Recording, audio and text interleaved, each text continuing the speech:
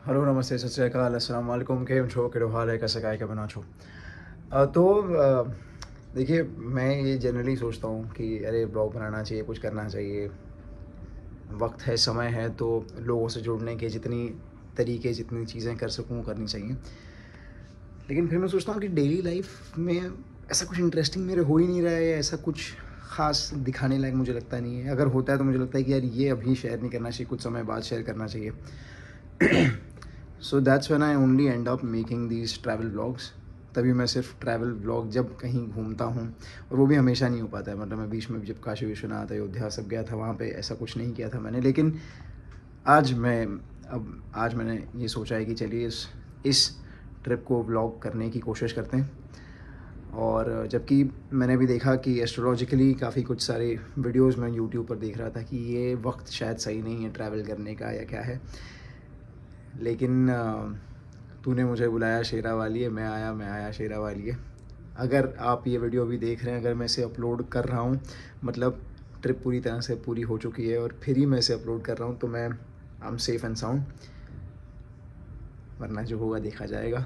मैं जा रहा हूँ, ये तो खैर आप वीडियो में टाइटल तो मैं लिख चुका हूँगा। धीरे धीरे आपको बताता हूँ। मेरे साथ इस सफ़र को एंजॉय करिए, जिए and live the trip along with me. इस पूरे सफ़र को मेरे साथ जिए, मेरे साथ एक्सपीरियंस करिए। अभी रात के 12:30 कुछ बज रहे हैं और मैं निकल रहा हूँ मुंबई एयरपोर्ट की ओर, छत्रपति शिवाजी महाराज एयरपोर्ट की ओर। छत्रपति शिवाजी महाराज की जय, जय माँ कामाख्या। देखिए, एक ना बहुत बड़ी प्रॉब्लम है मेरे साथ, और ये मेरी प्रॉब्लम ही है, मतलब मेरी वजह से ही, और मैं ही इसे सुलझा सकता हूँ। लेकिन ये हमेशा की प्रॉब्लम है कि मैं कभी वक्त पे नहीं रहता। मुझे अच्छा, ये लाइन कहते कहते मुनीर नियाज़ी साहब की वो कविता याद आ गई कि हमेशा देर कर देता हूँ मैं, किसी से बात करनी हो। खैर, वो मैंने पोइट्री मैंने एक बार अपलोड की है, शायद अभी यूट्यूब चैनल पे, इसी चैनल पे होगी, अगर मन करे तो जाके सुनिएगा। तो मैं हमेशा देर कर देता हूँ। आज भी मैंने देर कर दी निकलने में। अच्छा, देर की सिर्फ एक गलती नहीं, एक तो तितलौ के ऊपर से नीम चढ़ा। दूसरी गलती जो मैंने की वो ये की कि मैंने ऊबर या ये ओला जो होता है ऑनलाइन बुक नहीं किया। मैंने ऑनलाइन देखा तो थोड़ा महंगा दिखा, ऐसा महंगा दिखा ऐसे मुझे महंगा लग रहा था।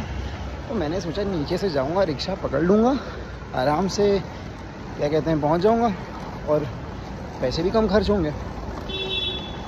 लेकिन ये जो दिक्कत है, पैसे बेकार चिंदी पैसे बचाने वाली, ये आदत कभी कभी मुझे प्रॉब्लम में डाल देती है, स्पेशली तब जब मैं लेट होता हूँ, और लेट तो मैं हमेशा होता हूँ।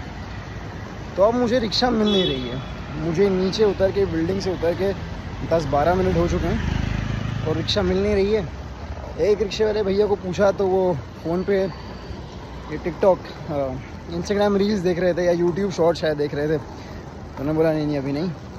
दूसरे भैया को मैं पूछने गया तो देखा कि वो फ़ोन पे वीडियो कॉल पे बात कर रहे हैं किसी महिला से, और क्या कहते हैं, जो ईयरफोन था एकदम मतलब मुंह में दबा के बात कर रहे थे। और मतलब मुझे लगा कि सही वक्त नहीं है, इनका मूड मैं बेकार में ख़राब क्यों करूं, इसलिए मैंने उनको नहीं पूछा। तो होपफुली जल्द से जल्द मुझे रिक्शा मिल जाएगी। अच्छा, मैं ये भी एक बात है कि मैं भले कितना भी लेट हो जाऊँ, मैं पहुँच जाता हूँ। मतलब ये भगवान है, माता रानी है, हो जाता है। बाकी मेरी मम्मी कहती है मैं टाइम से पहले बस एक बार आया था जब मैं पैदा हुआ था। डॉक्टर ने जो टाइम दिया था मम्मी को वो था शाम के वक्त का, 5 सितंबर को ही शाम के वक्त का। बाइक पे इतना रात के वक्त क्या हॉन्किंग करना। तो 5 सितंबर शाम के वक्त का कुछ टाइम दिया था डॉक्टर ने। 4th की रात को देख के गई थी डॉक्टर, तो उन्होंने कहा था कि I think tomorrow evening the baby is going to come, but the baby came out before time. तो वक्त से पहले मैं बस एक बार आया हूँ, लेकिन वक्त पर पहुँच जाऊँगा होपफुली। रिक्शा बस मिल ही जाएगी।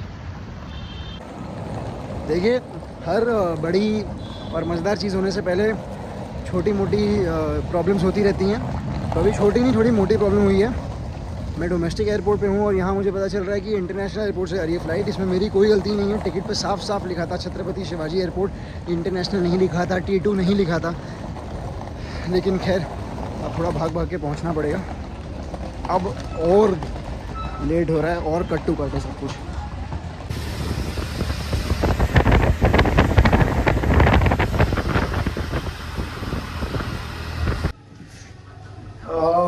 इंटरनेशनल एयरपोर्ट पहुंच चुके हैं, बहुत वक्त नहीं लग गया बहुत वक्त। इसके मेरा एक वो जो क्या कहते हैं तकिया जैसा जो होता है वो पानी में मिट्टी में गिर गया। ये देरी से आने के प्रॉब्लम्स हैं। खैर मैं दिखाता हूँ, कुछ समय में वो भी दिखाता हूँ, लेकिन अभी भागना है फ़्लाइट के लिए। अब एयरपोर्ट पे पहुँचते ही, लोगों के बीच में आते ही कैमरे पे बात करने की मेरी हिम्मत छू सी हो गई। इसीलिए अब मैंने आगे कुछ समय के लिए सिर्फ वीडियोस लिए हैं और पीछे से वॉइस ओवर देता रहूँगा। आप अब भी मेरे साथ इस ट्रिप को एक्सपीरियंस कर सकते हैं, प्लीज़ करिएगा। किसी तरह हमने एयरपोर्ट में एंट्री ली और मैं ढूंढने लगा अपने इंडिगो के एयर टर्मिनल को। भाग भाग के किसी तरह मुझे पहुंच के बोर्डिंग पास लेना था और अपना बैगेज को चेक इन करना था।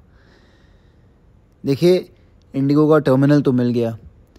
एक बहुत ही सुंदर सी जो क्रू मेंबर थी, उन्होंने मेरी मदद करने की कोशिश की, लेकिन उन्हें ऊपर से फ़ोन आया। उन्हें कहा गया कि ये अपना बैगेज चेक इन नहीं कर सकते, इन्हें अपने बैगेज के साथ ही जाना होगा।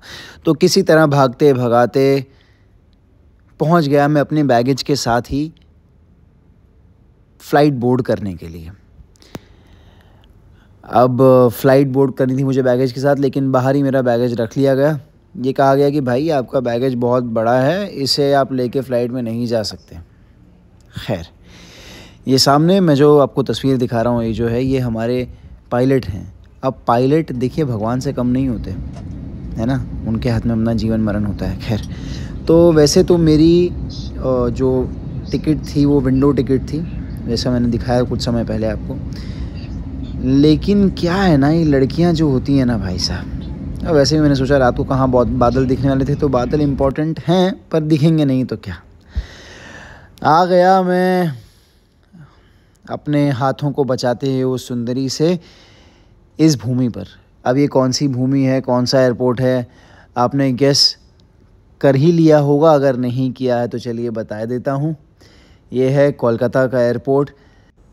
दुर्गा माता जो यहाँ की हैं, मतलब वो तस्वीर देखने का I'm श्योर बहुत लोग समझ ही चुके होंगे। और यहाँ कोलकाता के एयरपोर्ट का नाम नेताजी सुभाष चंद्र बोस के नाम पर रखा गया है।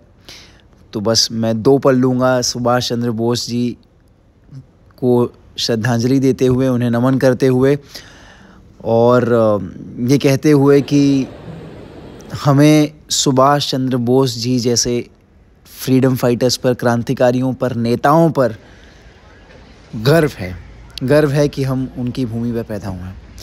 उन्हीं की भूमि से मेरा एक दोस्त आया है, इससे आप सबका परिचय करवाऊंगा, इंट्रोड्यूस करवाऊंगा बहुत जल्द। पहले चलते हैं आसाम की ओर। हम गुवाहाटी एयरपोर्ट पे उतरे ही थे कि ये सुंदर सा नज़ारा दिख गया आसाम का। शुरुआत में इतना सुंदर नज़ारा दिख जाए मतलब आगे बहुत कुछ अच्छा होने ही वाला है। होटल में अपने बैगेज को रखा और मैं अकेले ही निकल पड़ा यहाँ की टमटम रिक्शा में थोड़ा भ्रमण करने के लिए। तो सबसे पहले ये पर्चा लिया 200 रुपये का, और यहाँ जो रोपवे है गुवाहाटी शहर का, इसमें घूमने के लिए निकल पड़े। ऊपर से गुवाहाटी शहर और ये नीचे ब्रह्मपुत्रा नदी, बहुत ही सुंदर नज़ारा था ये। बीच में जो आप आइलैंड जैसा देख रहे हैं, ये यहाँ पे उमानंद टेम्पल है, शिवजी का मंदिर है उमानंद टेम्पल। यहाँ पर भी कोशिश करूँगा कि देखिए गर्मी तो बहुत ज़्यादा है, बहुत ज़्यादा गर्मी है। तो ऐसी गर्मी में या तो नींबू पानी पिया जाए या तो गन्ने का जूस। तो खैर गन्ने का रस तो सब जगह मिलता है, तो उसमें कोई ऐसा अलग बात क्या है। लेकिन अलग बात जो यहाँ दिखी मुझे थी ये जानते हैं क्या है? वीडियो पॉज करके गेस करिए क्या है। मैं तो 2 सेकंड में बता ही दूँगा। नींबू। आप मतलब do you see the size, मतलब मैंने लाइफ में पहली बार ऐसे लंबे नींबू देखे हैं। मुंबई में जनरली छोटे मिलते हैं, जनरली छोटे नींबू मिलते हैं। कुछ जगहों में मैंने अपने गांव में देखा था, हमारे गांव में जो खेत है, जो घर है, वहाँ पर थोड़े बड़े बड़े, थोड़े और मोटे ताज़े नींबू मिलते हैं। लेकिन लाइफ में पहली बार मैंने इतने लंबे और ऐसे ओवल शेप और बड़े नींबू देखे हैं। तो ये एक अलग चीज़ मैंने देखी है आज गुवाहाटी आसाम में माँ कामाख्या की भूमि पर। तो अब नींबू का रस निचोड़ के मिक्स करके, अच्छा ये ऐसे डालना है, हमारे यहाँ तो उसको मिक्स कर मतलब साथ में पिसने में साथ में डाल देते हैं। खैर, तो अभी ये गन्ने का जूस पीकर रिफ़्रेश होके आगे बढ़ूँगा। मोस्टली अम्बुगाची मेला की ओर जाऊँगा सबसे पहले।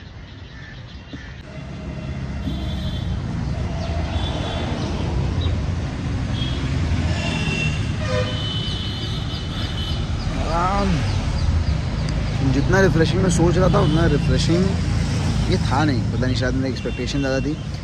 लेकिन मतलब मुंबई में यह है, इससे ज़्यादा हम लोग क्लासेस वासेस के बाद निकलने के बाद या कहीं होता है ना, अगर कभी कॉलेज बंक करके क्रिकेट खेलने चले गए बीच पे, तो उसके बाद जो पिया नींबू पानी ज़्यादा रिफ़्रेशिंग रहा है। गन्ने का जूस वो ज़्यादा रिफ़्रेशिंग रहा है। और ठीक है,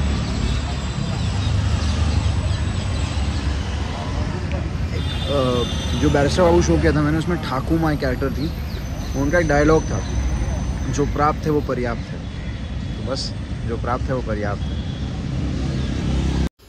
लाइफ में मैंने पहली बार ऐसे मतलब किसी चोर को ऐसे हाथ में, जैसा मूवीज़ में दिखाते हैं ना, हथकड़ी बांध के ऐसे लेके जाते हुए देखा। मतलब ये एक्चुअली मैंने पहली बार देखा था।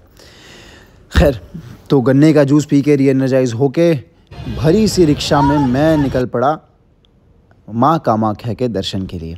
अब माँ कामाख्या के दर्शन के लिए कितना चलना पड़ा, कैसे गए, क्या क्या किया, क्या खाया, क्या पिया, क्या ख़रीदा, क्या देखा, एक्सपीरियंस कैसा था, ये सब कुछ मैं एक वीडियो में तो कवर नहीं कर पाऊँगा। लेकिन मैं इतना ज़रूर बताऊँगा कि ये अम्बुबाची फेस्टिवल के टाइम पे मैं पहुँचा था। उस पर्व के दौरान पहुँचा था जब कामाख्या माँ अपनी फर्टिलिटी के प्राइम पे रहती हैं। जब कामाख्या माँ और इस पूरे नीलाचल पर्वत की जो एनर्जी रहती है वो अपनी चरम सीमा पर रहती है। उस वक्त पे पहुँचा था जब इंसानों का टोला और मतलब इंसान नदी जैसे बहते हैं माँ कामाख्या के मंदिर के पास। ऊपर कैसे पहुँचा, ऊपर तक पहुँचने का सफ़र कैसा था, ये सब कुछ मैं बताऊँगा। कैसा एक्सपीरियंस था, सब कुछ बताऊँगा अगले वीडियो में। तब तक के लिए कामाख्या माता की जय हो। जय हो कामाख्या माँ।